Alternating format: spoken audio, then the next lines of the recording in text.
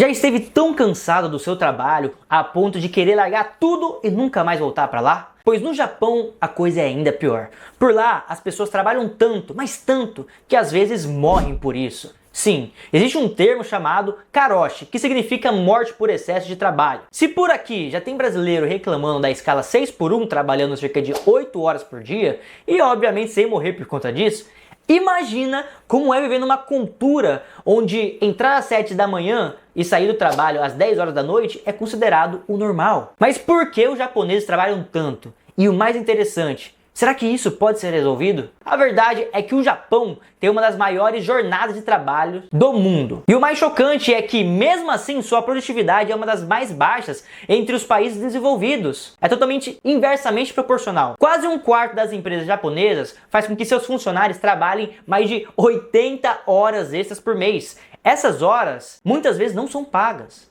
Hoje, a cultura corporativa do Japão é guiada por uma figura bem conhecida por lá, que é o salaryman. É um funcionário que dedica a vida inteira à mesma empresa. É lealdade total. E trabalha até tarde, participa dos eventos fora do expediente e raramente tira as férias. Agora me conta aí nos comentários quantas empresas você já trabalhou. E você daria tudo pela empresa que trabalha atualmente? Eu acredito que não, e tá tudo bem. Isso simplesmente não faz parte da nossa cultura. Em 2017, uma pesquisa revelou que mesmo tendo direito a 20 dias de folgas por ano, os trabalhadores japoneses deixaram de usar metade desses dias para voltar ao trabalho. Agora imagina isso aqui no Brasil. Se você mandar uma mensagem para um colega de trabalho que está de férias, ele já te ignora na hora. Imagina pedir para alguém trabalhar um dia sequer durante as férias. Só se quiser arrumar um processo trabalhista por exploração ao colaborador. Tá vendo esse vídeo? Ele foi gravado às 2 horas da manhã no Japão. Enquanto em muitos lugares do mundo, esse horário costuma ser associado a uma saída de uma balada, muita gente bêbada e na maior pegação, já por lá é comum ver homens de terno e pasta na mão saindo do escritório. Dentro das corporações japonesas, a cultura valoriza o coletivo acima do individual.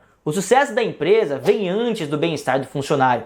Não é à toa que 63% dos japoneses dizem se sentir totalmente culpados por tirar férias remuneradas. Enquanto isso, no Brasil, a relação com o trabalho é totalmente diferente. Tem gente que não sente culpa nenhuma nem de faltar. Às vezes até uma gripe já é mais do que suficiente para levar um atestado para comprovar a falta dele. Mas talvez o mais preocupante do que isso seja o seguinte: longas jornadas de trabalho não significam necessariamente alta produtividade. Na verdade, por incrível que pareça, o Japão tem a menor produtividade entre os países do G7. Temos aquele famoso ditado: Deus ajuda quem cedo madruga. Se refere a acordar cedo com disposição para trabalhar duro e dar o seu melhor sempre. Mas ela não é 100% verdade. Longe disso, pelo menos no Japão. Como dito antes, karoshi significa morte por excesso de trabalho. É um termo reconhecido legalmente pelo governo e geralmente relacionado a ataques cardíacos, derrames ou suicídios causados por estresses. Centenas de casos de karoshi são reportados anualmente, embora alguns argumentam que esses números não são notificados corretamente,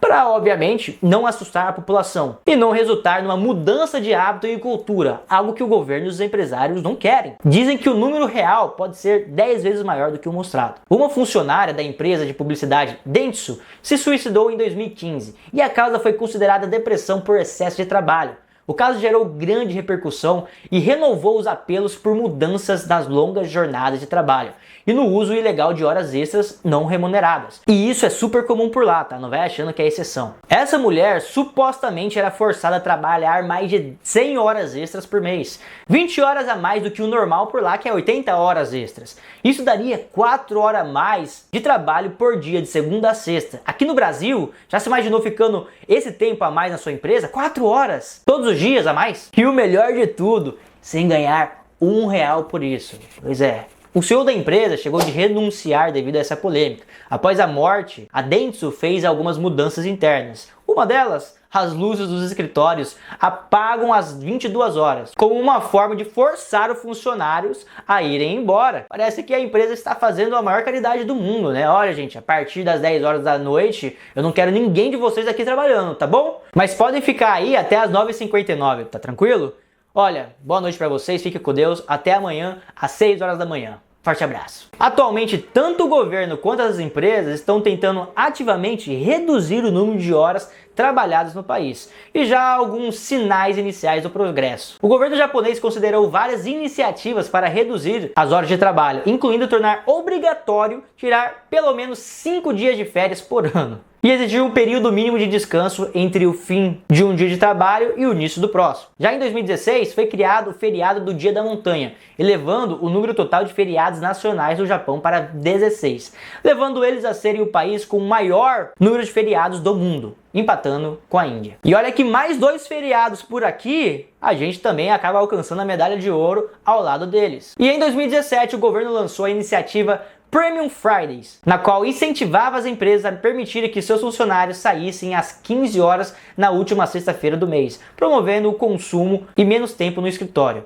O mais engraçado de tudo é que um estudo mostrou que menos de 4% dos trabalhadores realmente saíram mais cedo do trabalho. Eu não sei o que passou na cabeça deles, mas eles devem ter ficado com medo de começarem a ir embora e os colegas e os gerentes superiores começarem, bater palma, precisa nem voltar na semana que vem, tá demitido. Devia ficar um olhando pra cara do outro assim, quem que vai ser o primeiro. No banco de investimentos que eu trabalhei, toda sexta-feira, ao passar da hora do almoço, já tinha acabado praticamente todo o serviço. 99% das pessoas faziam isso, e era só outliers, pessoas fora da curva. E é por isso que, apesar dessas iniciativas, um desafio cultural ainda persiste.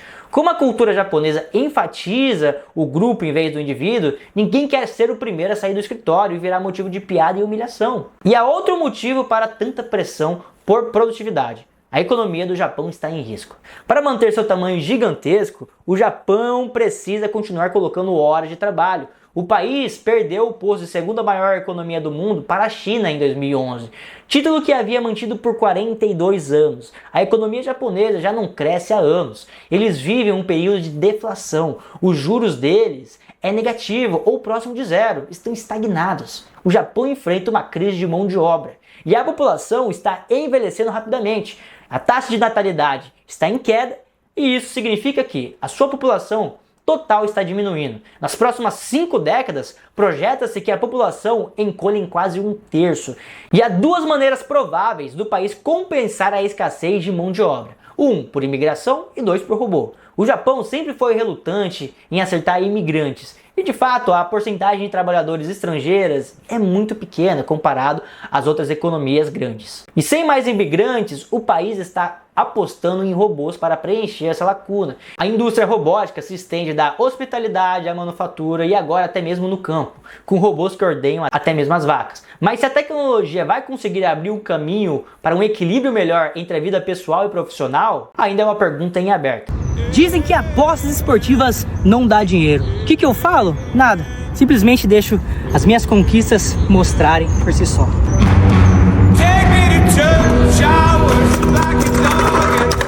Você vai perder dinheiro com isso.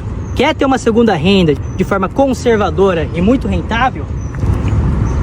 Clica no botão aqui abaixo e vamos junto nessa jornada.